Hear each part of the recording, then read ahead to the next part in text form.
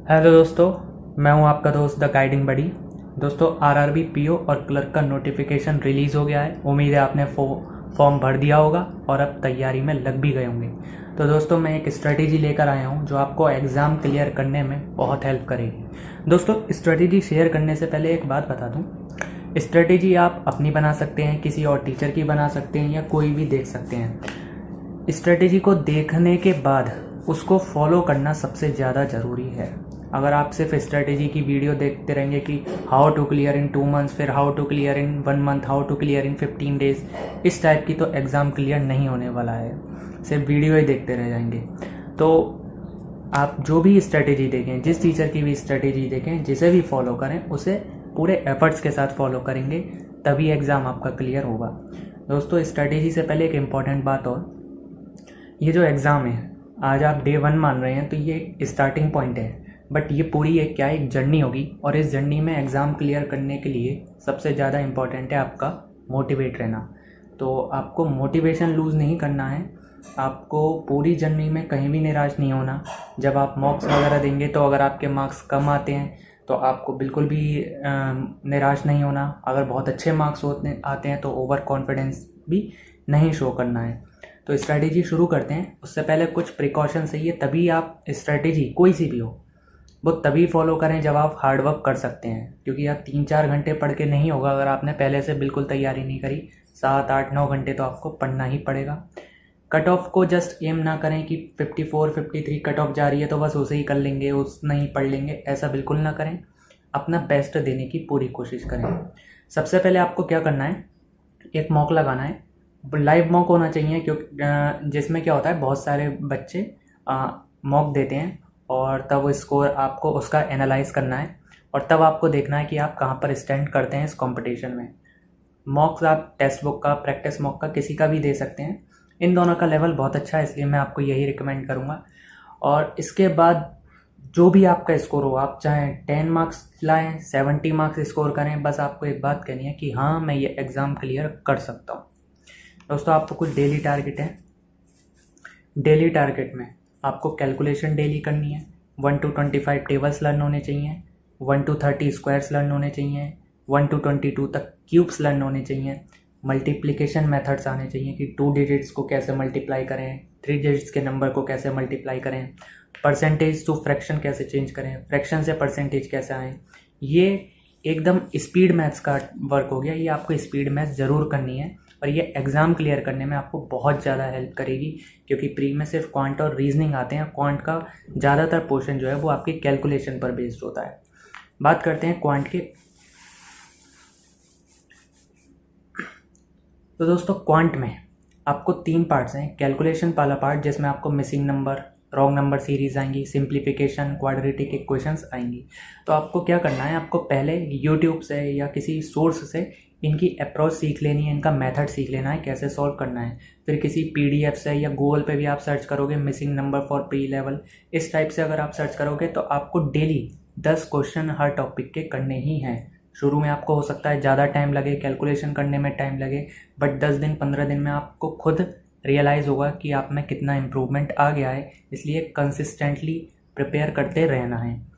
और अगर आपको मॉक से प्रिपेयर कर सकते हो, प्रैक्टिस कर सकते हो सेक्शनल और टॉपिक वाइज मॉक देकर। 1 हफ्ते 10 दिन बाद आपको इसकी फ्रिक्वेंसी बढ़ा देनी है। 10 की जगह आपको 20 या 25 क्वेश्चन ईच टॉपिक के पर डे करने ही हैं।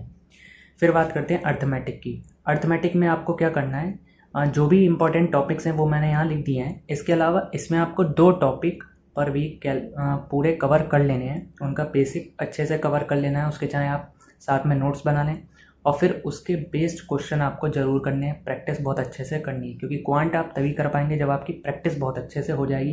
क्योंकि इसमें कैलकुलेशन का पार्ट इसी में ही आपका कवर हो जाएगा। जो कैलकुलेशन आप यहाँ प्रैक्टिस करेंगे वो आपकी यहाँ पर भी हेल्प करेगी। सोर्स आप यूट्यूब से देख सकते हैं। वीडियो डालें कि percentage for RRB PO clerk, तो आपको पूरी वीडियो मिल जाएगी। SICI डालें इस नेम से। यूट्यूब पे बहुत सारी वीडियो पढ़ी है, फ्री सोर्स, बहुत अच्छे अच्छे टीचर्स ने पढ़ाया है। उसे आपको कंसिस्टेंटली अच्छे से प्रिपेयर कर लेना है और अच्छे से प्रैक्टिस करनी है। बुक की बात करें तो एक बुक है क्वांटम कैट, और मेरे ख्याल क्वांटम कैट का आप लेवल 1 और लेवल 2 कर लें, वो बहुत अच्छा है। और इसके अलावा टेक्स्ट बुक की एक 4000 की आती है, वो भी आप देख सकते हैं कैसी है। डीआई की बात करते हैं तो डीआई में आपको अभी से ही 5 प्री लेवल की डीआई रोज़ करनी है। 1 घंटा लगे या 1.5 घंटा लगे, ये इसके पीछे मत जाना, बस 5 करनी ही करनी है, एटलीस्ट 5। 10-15 दिन बाद आपको क्या करना है, आप 5 की जगह 6-7 भी कर सकते हो, और एक मेंस लेवल की डीआई डेली लगानी है, क्योंकि मेंस की प्रिपरेशन आपको प्री के साथ ही करनी है। ये सोच रहे हो कि पहले प्री हो जाए, रिजल्ट आ जाए, फिर मेंस की करोगे तो बहुत ही मतलब इम्पॉसिबल टाइप का है कि आपका एग्ज़ाम क्लियर हो पाए। इसलिए अभी से ही मेंस की प्रिपरेशन करनी है। 1 लगा लो, 2 लगा सकते हो तो 2 लगा लो, या फिर ऑल्टरनेट डे पे भी आप लगा सकते हो। मेंस की जो भी डीआई आपको प्रैक्टिस करनी है तो आप ऑनलाइन सर्च करो, गूगल पे पीडीएफ बहुत सारी मिल जाती हैं, प्रीवियस ईयर की प्रैक्टिस कर सकते हो। और मॉक्स में बहुत अच्छा रहेगा अगर आप मॉक्स से प्रैक्टिस करो। मॉक्स में एक बात और ध्यान रखनी है, जब आप मॉक्स दो तो मॉक्स को देने के बाद उसका एनालाइज आपको ज़रूर करना है। 45 मिनट का मॉक्स होगा, 20-25 मिनट जिस पार्ट में आपको ब्रेक करना है, मैथ्स को जितना देना है, रीजनिंग को जितना देना है, वो आप अपनी सुटेबिलिटी के अकॉर्डिंग दे सकते हैं, बट उसको एनालाइज करना ज़रूरी है। बिना एनालाइज किए मॉक्स का कोई फ़ायदा नहीं होने वाला। बात करते हैं अब रीजनिंग की। रीजनिंग में आपको 2 पार्ट्स दिए हैं यहाँ पे, कुछ मिसलेनियस पार्ट हो गया, इनइक्वालिटी, ब्लड रिलेशन, सिलॉग, डायरेक्शन, डिस्टेंस, इस टाइप के, और पजल्स हो गई। तो आपको ये वाला जो पोर्शन है ये आपको तैयार कर लेना है एटलीस्ट मैक्स टू मैक्स 1 हफ्ते में या 10 दिन में। आपको इसका सारा बेसिक जितना पढ़ना है यूट्यूब से पढ़ना, बेस्ट मिल जाएगा। Inequality for bank PO, blood relation for bank PO, बहुत अच्छे मिल जाएंगी वीडियो। उन्हें अच्छे से प्रिपेयर करके पहली बार में ही नोट्स बना लेना, फिर उन्हीं की प्रैक्टिस रिवाइज करने के लिए रख लेना। और प्रैक्टिस आप कर सकते हो, पीडीएफ बहुत सारी इन पे मिल जाएंगी। और फिर यूट्यूब पे चलते हैं, टाइमर लगा के मॉक्स चलते हैं तो आप वो भी कर सकते हो, और फिर टेक्स्ट बुक या सेक्शनल मॉक्स दे सकते हो आप। पजल्स की बात करें तो पजल्स को आपको क्या करना है, पहले पजल्स की अप्रोच सीख लेनी है, कैसे पजल को सॉल्व किया जाता है। उसके लिए एक अंकुश लांबा सर है, उन्हें फॉलो कर सकते हो, राधे सर को फॉलो कर सकते हो, अड्डा 247 पर भी एक सर हैं, उन्हें भी फॉलो कर सकते हो। इसके अलावा जब आप अप्रोच अच्छे से सीख लो, फिर आपको डेली 5 पजल्स की प्रैक्टिस प्री लेवल की एटलीस्ट करनी ही करनी है। उसके बाद 1 हफ्ते या 10 दिन बाद आपको एक मेंस लेवल की पजल भी स्टार्ट कर देनी है। हो सकता है आपको आधा घंटा 1 घंटा भी लगे, बट उससे भागना नहीं है। प्रैक्टिस से भागोगे तो एग्ज़ाम क्लियर नहीं कर पाओगे। भले ही आज अगर तुम्हें 1 घंटा लग रहा है तो 10 दिन बाद तुम्हें खुद ही आधा घंटा लगना शुरू हो जाएगा प्रैक्टिस करते करते। इसलिए प्रैक्टिस ज़रूर करनी है। तो पजल्स मेंस लेवल की डीआई पजल्स जो भी हैं वो मॉक से आप करो तो ज़्यादा बेस्ट रहता है। दोस्तों जनरल अवेयरनेस की बात करें तो इसमें 2 पोर्शन है, बैंकिंग और करंट अफेयर्स।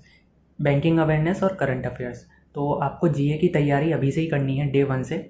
आपने क्या करना है, बैंकिंग अवेयरनेस का कोई यूट्यूब पे वीडियो सोर्स बहुत सारे हैं, तो आपको सर्च करना है बैंकिंग अवेयरनेस, यूट्यूब पे मिल जाएगी। उसके आप चाहें तो शॉर्ट नोट्स बना सकते हो। उसके बाद आपको करंट अफेयर्स की डेली फॉलो करना है, एटलीस्ट 4 मंथ का तो करो, बट सेफ रहेगा अगर आप 6 मंथ का कर लो अच्छे से प्रिपेयर। अफेयर्स क्लाउड की पीडीएफ ले सकते हो, मंथली पीडीएफ, या आप और अपनी तरफ से देख सकते हो। मैं तो इसे ही फॉलो करता हूँ तो मुझे ये ज़्यादा अच्छी लगती है। इसके अलावा आप अगर डेली वीडियो यूट्यूब पे देखना पसंद करते हो तो वो भी देख सकते हो, बट कोशिश करना उसमें टाइम बच जाए। आप रिकॉर्डेड वीडियो देखो या फास्ट फॉरवर्ड करके उसे देखो तो ज़्यादा आपको वो बेनिफिट रहेगा। बट तैयारी अभी से ही करनी है। आप ये मत सोचना कि प्री होने के बाद जीए पढ़ोगे, उसमें बहुत ज़्यादा टाइम आपको नहीं मिल पाएगा, आप बहुत ज़्यादा अच्छा स्कोर भी नहीं कर पाओगे। तो इसलिए अभी से ही प्रिपेयर करते रहना। एक बात और, आपको जीए में रिवाइज़ ज़रूर करना है, वीकली बेसिस पे 10 डेज़ 15 डेज़ पे आप रिवाइज़ ज़रूर करते रहिएगा। अब बात करते हैं लैंग्वेज की। लैंग्वेज में जिन्हें एसबीआई पीओ आईबीपीएस की प्रिपरेशन करनी है तो उन्हें तो इंग्लिश ही लेना चाहिए, और बाकी जिसकी चॉइस है वो हिंदी भी ले सकता है। इंग्लिश में बात करें तो आपको द हिंदू या द इंडियन एक्सप्रेस में से कोई भी आप न्यूज़पेपर की रीडिंग ज़रूर स्टार्ट कर दें। रीडिंग जो है इंग्लिश के लिए, हिंदी के लिए, रीडिंग जो है वो एक की फैक्टर है एग्ज़ाम को, इस सेक्शन को गुड स्कोर करने का इस सेक्शन में। इसके अलावा अगर आप ग्रामर लेना चाहते हैं तो ग्रामर के लिए आपको नीतू सिंह की आती है प्रिंट टू पैरामाउंट, उससे आप कर सकते हैं। एक एक टॉपिक 7-8 टॉपिक हैं, उसे अच्छे से कवर कर लो, उसके नोट्स बना लो चाहो तो। वैसे नोट्स बनाने की ज़रूरत नहीं है, बुक से ही कर सकते हो। फिर प्रैक्टिस कर सकते हो आप मॉक्स से, टेक्स्ट बुक और प्रैक्टिस मॉक पे ना फ्री सेक्शनल मॉक्स पड़े होते हैं प्रैक्टिस मॉक पे, अब वहाँ से प्रिपेयर करो। वहाँ पे आएगा, आप प्रैक्टिस मॉक जब आप खोलोगे तो उसमें फ्री मिनी टेस्ट या सेक्शनल मॉक आएगा, उसमें इंग्लिश में लिखा होगा RC for free, RC for mains, तो वहाँ से भी आप प्रैक्टिस कर सकते हो। तो उससे बहुत सारे फ़ायदे होंगे। आपका रीडिंग पोर्शन मजबूत होगा, स्ट्रॉन्ग होगा, क्लोज टेस्ट का पोर्शन स्ट्रॉन्ग होगा, और आप कि इंग्लिश लैंग्वेज बहुत अच्छे से इम्प्रूव होगी, बट प्रैक्टिस ज़रूर करते रहना है। हिंदी में आप रीडिंग करो और प्रैक्टिस करो मॉक से। आप चाहो तो इसके प्रीवियस ईयर के क्वेश्चंस भी देख सकते हो, या यूट्यूब पे देख लो कि किसी ने हिंदी का कराया हुआ क्या क्या सिलेबस करना है हिंदी में। उस सिलेबस को डिटेल नोट डाउन कर लो और उसके बाद उसके सोर्स देख लो कि क्या क्या करना है, और फिर प्रिपरेशन में लग जाओ। एक बात और दोस्तों, इसमें आपको लगेगा कई बार कि मॉक्स जब आप दोगे तो कम मार्क्स आएंगे, कभी बहुत अच्छे मार्क्स आएंगे। तो जब भी कम मार्क्स आए आपको निराश बिल्कुल नहीं होना है। अगले दिन आपको ये सोचना है कि और अच्छा करोगे। बट कम मार्क्स आने पर भी आपको उस मॉक्स को एनालाइज करना है, और ज़्यादा मार्क्स आए अगर आपके अच्छा स्कोर हो रहा है तब भी मॉक को एनालाइज ज़रूर करिए। जहाँ आपको लग रहा था कि जिस क्वेश्चन में आपको प्रॉब्लम हुई वहाँ क्यों प्रॉब्लम हुई, ये एनालाइज करना ज़रूरी है। तो 45 मिनट्स का अगर मॉक्स है तो आपको एक्स्ट्रा 1 घंटा 45 मिनट्स तो एनालाइज करने में देने ही चाहिए।